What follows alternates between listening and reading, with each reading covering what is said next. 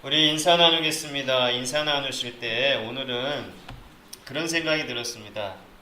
살만합니다. 이런 인사를 했으면 좋겠어요. 자, 한번 인사하겠습니다. 살만합니다. 네, 딱 맞는 인사죠. 살만합니다. 예, 그 무더위가 정말 눈 깜짝할 사이에 지나간 것 같아요.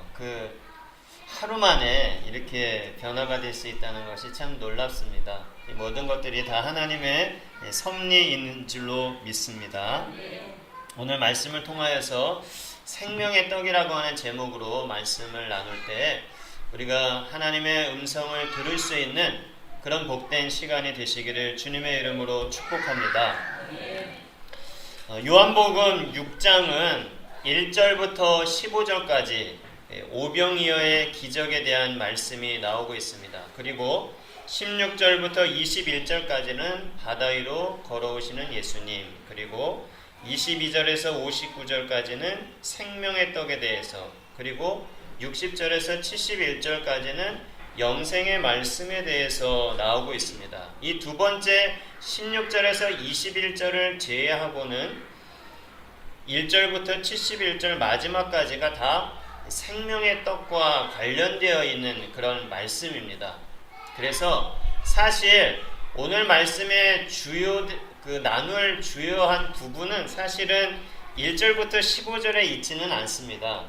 이후에 이제 30절 이후의 말씀을 우리가 계속 나눌 텐데, 그러나 이 말씀, 주님께서 떡을 주는 그런 말씀을 통하여서 생명의 떡을 우리에게 보여주셨다고 하는 것을 생각할 때 오늘 본문을 1절부터 15절, 5절부터 15절로 그렇게 잡는 것도 무리가 아니다, 그런 생각을 해보았습니다. 다음 주에는 1절부터 15절까지 말씀을 나눕니다. 본문의 말씀을 간단히 살펴보면 6월절이 가까운 때에 예수님께서는 예루살렘에 가지 않으시고 갈릴리 반대편에 계셨습니다. 예수님은 원래 갈릴리 지역에서 주로 공생애의 사역을 하셨는데, 이때에는 유대인의 가장 중요한 절기임에도 예루살렘에 가지 않으시고, 또한 자신의 본 무대인 갈릴리 지역을 떠나서 갈릴리 반대편에 계셨다라고 말씀하고 있습니다. 이 이유는 간단하지만 오늘 말씀과는 무관하기 때문에 넘어가겠습니다. 어쨌든 예수님께서는 갈릴리 반대편에서 계셨고 그곳에서 하나님의 사역을 감당하게 되셨다라고 말씀하고 있습니다. 예수님은 큰 무리가 예수님께로 오는 것을 보시고 그들을 먹이고자 하셨습니다. 그리고 보리떡 5개와 물고기 2마리로 5,000명을 먹이고 12바구니가 남는 그런 풍족한 만찬을 벌이셨습니다. 우리는 이 말씀을 읽으며 어떤 음성을 들어야 하는가 하면, 첫 번째로는 썩을 양식이 있고 영생하도록 있는 양식이 있다는 것을 알아야 합니다. 한번 따라해 볼까요? 썩을 양식이 있고 영생하도록 있는 양식이 있다. 아멘. 먹거리에 대한 문제가 예나 지금이나 인간의 삶의 참 문제입니다. 인류 역사를 돌아보면 인류의 문명이 비약적으로 발전하는 두 가지 사건이 있는데, 첫 번째는 신석기 시대의 농업혁명입니다. 이 신석기 시대의 농업혁명을 통해서 이제 사람들이 정착하고 문명을 이루고 또한 민족을 이루게 되는 것을 볼 수가 있습니다. 두 번째는 18세기에 일어난 산업혁명입니다. 이 산업혁명을 통하여서 그 이전에 볼 수 없었던 그런 문화와 문명, 과학의 발전을 이루게 되는 것을 볼 수가 있습니다. 이렇게 인류는 계속해서 상상할 수 없을 만한 그런 발전과 변화를 가져왔지만, 그러나 인생들은 항상 부족함을 느낍니다. 채워도 채워지지 않는 공허함과 부족함을 느끼면서 살아가고 있다라고 하는 것입니다.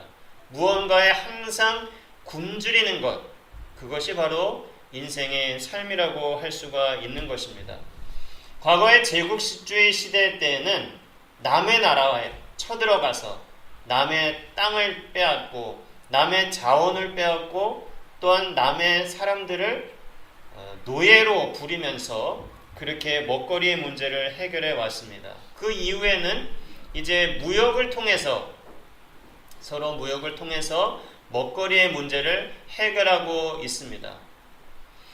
그러나 이 모든 것들은 전쟁과 또한 수많은 그런 비극들을 우리에게 가져오고 있다라고 하는 것입니다. 이 먹거리의 문제를 해결하기 위해서는 수많은 문제들이 발생하고 있다고 하는 것이죠. 만약에 예수님의 이 말씀을 들었다고 한다면, 그래서 그 말씀을 실천했다고 한다면 인류 역사상의 비극들이 일어나지 않았을 것입니다. 요한복음 6장 27절에 썩을 양식을 위하여 일하지 말고 영생하도록 있는 양식을 위하여 하라고 말씀하고 있습니다. 이 땅에서 살면서 일하는 것은 중요합니다. 노동의 가치와 필요성을 성경은 부인하지 않습니다. 그러나 하나님의 자녀는 썩을 양식만을 위해서 살지 말라고 하는 것입니다. 그리고 영생하도록 있는 양식을 위해서 살라고 말씀하고 있습니다. 뷔페에 가면 많은 음식들이 있죠. 저는 그런 생각을 항상 가졌습니다. 뭐냐면 세 접시는 먹어야 된다. 그래야 본전을 뽑는다. 그런 생각을 했어요.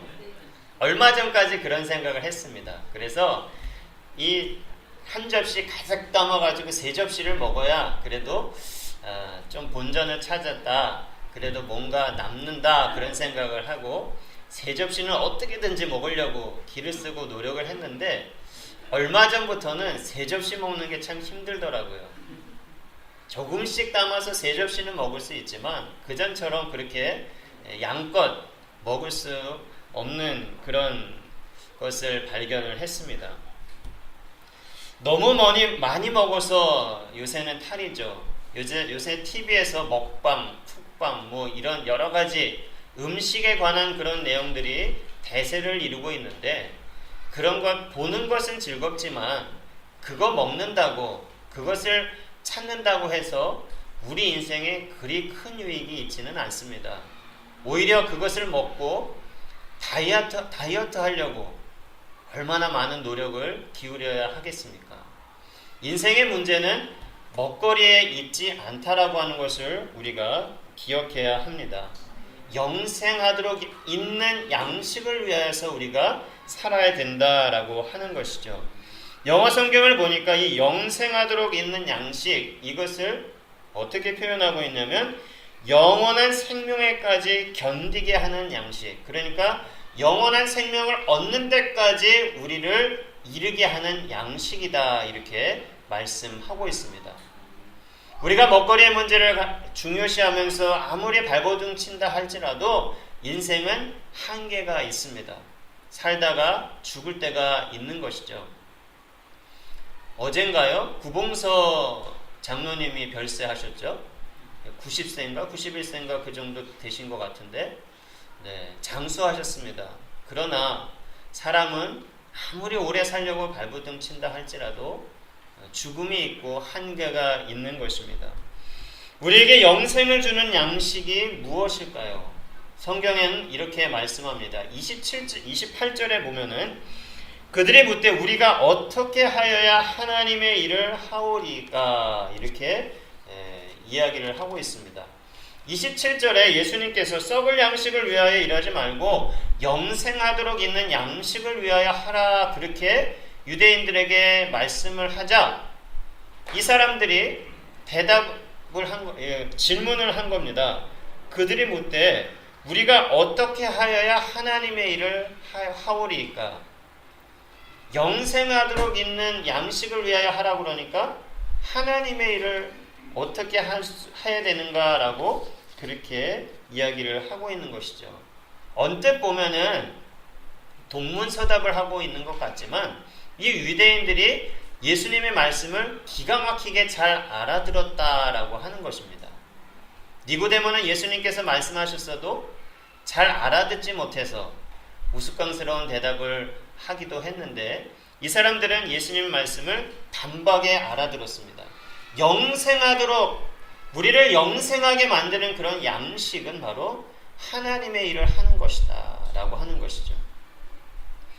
우리가 들어야 할 두 번째 음성은 영생을 주는 양식을 위해서 살라는 것은 하나님의 일을 하는 것이다 라고 하는 것입니다. 6장 29절 말씀을 보면은 예수께서 대답하여 이르시되 하나님께서 보내신 일을 믿는 것이 하나님의 일이니라 라고 말씀하고 있습니다. 우리가 일이라고 생각하면 일해야 한다라고 생각하면 어떤 일, 노동, 어떤 활동 이런 것들을 우리가 떠올리게 됩니다. 그런데 성경에서 예수님께서 말씀하고 있는 그런 하나님의 일이라고 하는 것이 예수님을 믿는 것이다 라고 하는 것이죠. 예수님을 믿는 것이 하나님의 일을 하는 것이고 또한 썩을 양식이 아니라 영생하도록 우리를 영생하게 만드는 양식이라고 말씀하고 있습니다. 예수님은 하나님께서 보내신 일을 믿는 것이 하나님의 일, 바로 예수님을 믿는 것이 우리의 본분이라고 말씀하고 있습니다. 이것을 다른 말로 하면 예수님을 따르는 것, 이 영어 프린트가 그렇게 되어 있죠. 예수님을 따르는 것, 그리고 예수님을 닮는 것, 성화되는 것, 성령 충만한 것 등등으로 우리가 하나님의 일, 예수님을 믿는 것을 이야기할 수가 있습니다. 또 다른 말로 표현하면 우리의 삶 속에서 예수님의 해답임을 믿고 살아가는 것, 그것이 바로 우리를 영생하게 만드는 것이다 라고, 그것이 우리의 양식이다 라고 우리에게 가르쳐 주고 있습니다. 근데 그 양식을 얻기 위해서는 어떻게 해야 되는가? 6장 68절에 이렇게 말씀합니다. 시몬 베드로가 대답하되 주여 영생의 말씀이 주께 있사오니 우리가 누구에게로 가오리이까? 우리가 영생하도록 하는 그 양식을 얻기 위해서는 예수님께로 가야 된다라고 말씀합니다. 예수님께로 가면 35절에 나는 생명의 떡이니 내게 오는 자는 결코 줄이지 아니할 터이요 나를 믿는 자는 영원히 목마르지 아니하리라 라고 말씀합니다. 예수님께 갈 때에 우리의 인생의 문제, 우리의 공허함과 궁핍하고 줄인 문제를 해결함 받을 수 있는 줄로 믿습니다. 주님께 나아가서 주님을 통해서 주시는 생명의 음성, 생명의 양식을 얻고 그것을 통해서 만족하며 기뻐하며 감사하는 그런 삶을 살아갈 수 있다고 한다면 그것이 우리를 영생에 이르게 하는 줄로 믿습니다. 94년 이후에 두 번째로 참 엄청난 더위를 우리가 다 겪었죠. 다 이겼습니다. 근데 제가 그 더위를 겪으면서 그런 생각을 했습니다. 이 더위를 잘 이기는 것이 믿음의 척도다. 그렇게 얘기를 했었죠, 제가. 더위를 잘 이기는 것이 믿음의 척도다. 믿음 있는 사람은 환난과 또 여러 가지 환경 가운데서도 믿음 있는 모습을 보이고 또한 정말 영생의 소망을 품고 살아갈 수 있는 사람이다라고 하는 것을 생각해 보았습니다. 주님께로 갈 때 그런 생명의 떡을 우리가 먹을 수 있다라고 하는 것이죠. 그러면 주님께로 가서 또 어떻게 해야 우리가 영생의 떡을 먹을 수가 있을까요? 38절 말씀을 보면 내가 하늘에서 내려온 것은 내 뜻을 행하려 함이 아니요 나를 보내신 이의 뜻을 행하려 함이니라 라고 말씀하고 있습니다. 우리가 영생하도록 하는 떡 예수님께로 가면 되는데 예수님께로 가는 것을 뭐라고 말씀하고 있냐면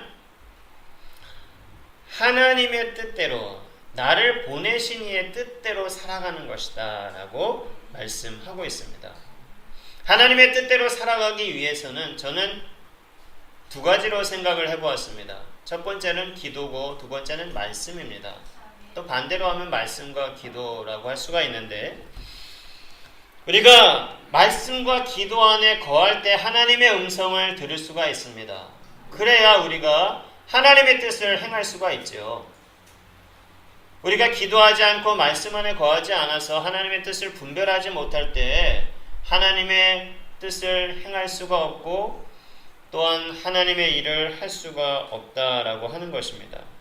기도하지 않고 행하는 것은 내 일이 되지만 기도하면서 행하는 것은 주님의 일 또한 하나님의 일이 되는 줄로 믿습니다.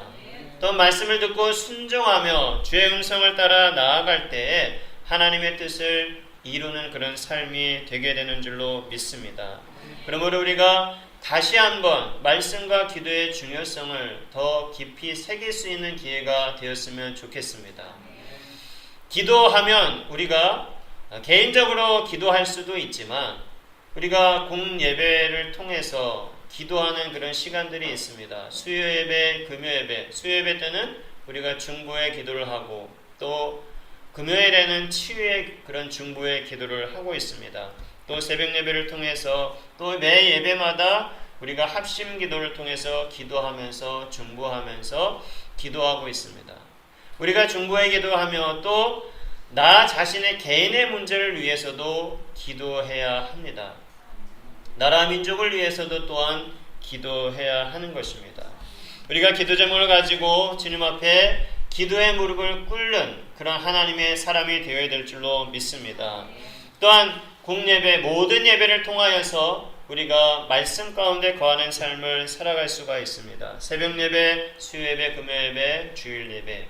그리고 또 한 가지 속회 예배를 통하여서 하나님의 말씀을 듣기만 하는 것이 아니라 함께 나눔으로 하나님의 말씀을 더 풍성하게 경험할 수가 있는 것입니다. 우리가 이렇게 기도와 말씀으로 하나님의 뜻을 분별하고 그래서 하나님의 뜻대로 하나님의 일을 하면서 영생의 양식을 취하는 그런 삶을 살아야 될 줄로 믿습니다. 세 번째로 들어야 할 음성은 요한복음 6장 39절 40절에 있습니다.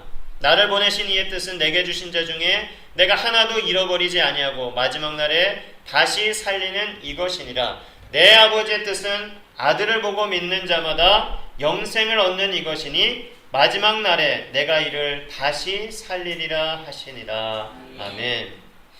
내게 주신 자 중에 내가 하나도 잃어버리지 아니하고 마지막 날에 다시 살리는 것, 이것이 바로 하나님의 일이라고 하는 것입니다.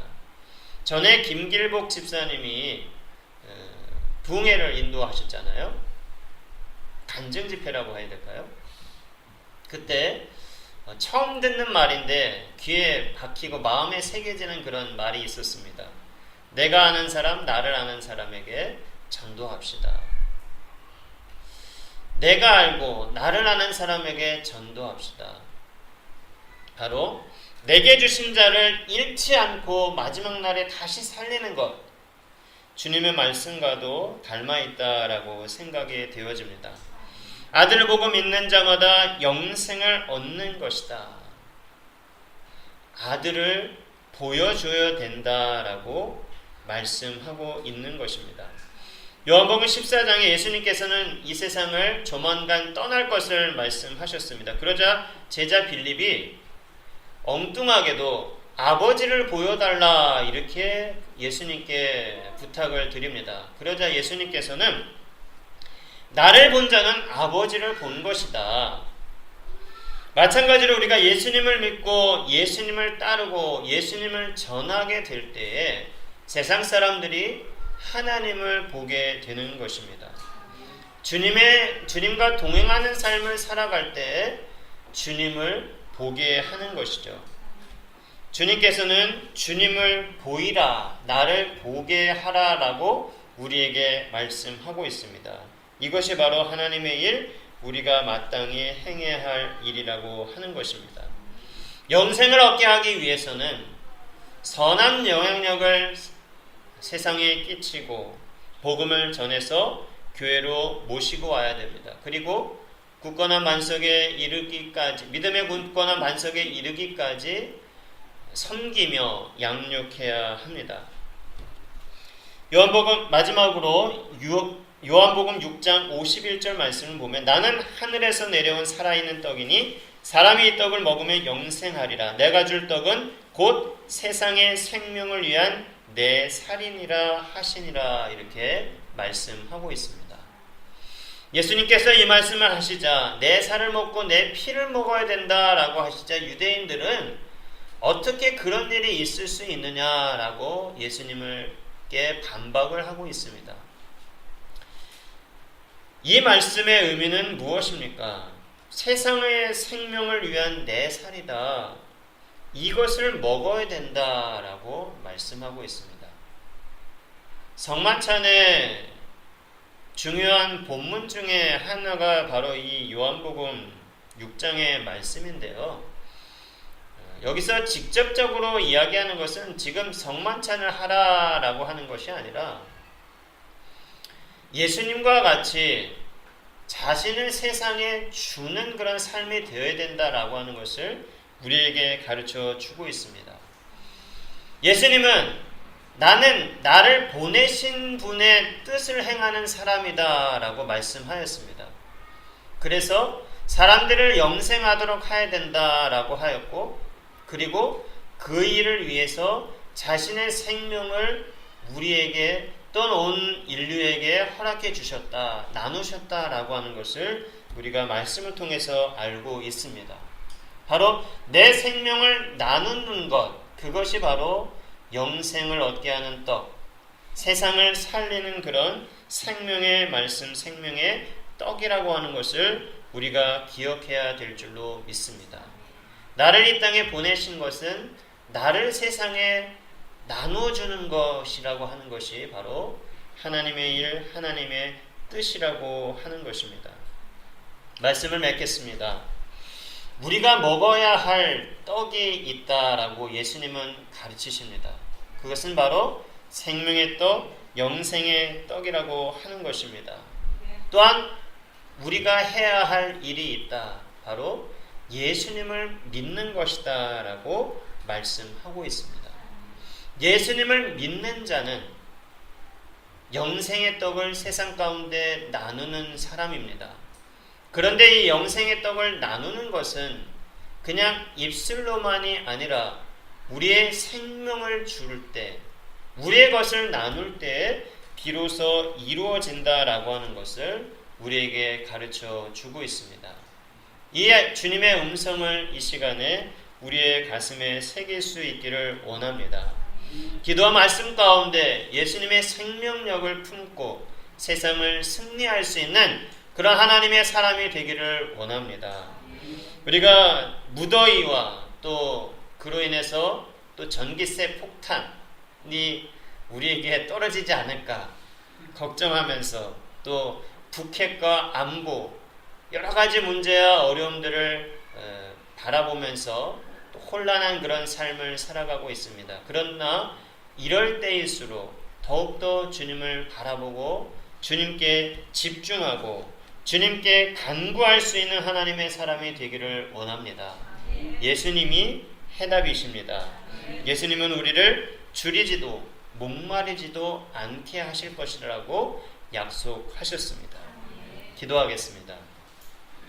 하나님 은혜를 감사합니다. 저희들을 사랑하여 주셔서 지난 여름의 더위를 다 이기게 하시고 또 건강한 모습으로 주님 앞에 나와 예배할 수 있게 하시니 감사합니다. 부족하지만 저희들을 하나님의 사람으로 인도하여 주시고 하나님의 일을 할 수 있도록 인도하신 하나님, 우리의 생명을 다해서 주님의 나라를 이루어갈 수 있도록 인도하여 주시옵소서. 오늘 주신 주님의 음성을 가슴에 새기며 세상에 나아가 승리하는 저희들의 삶이 되게 하여 주옵소서. 감사드리며 예수님 이름으로 기도하옵나이다. 아멘.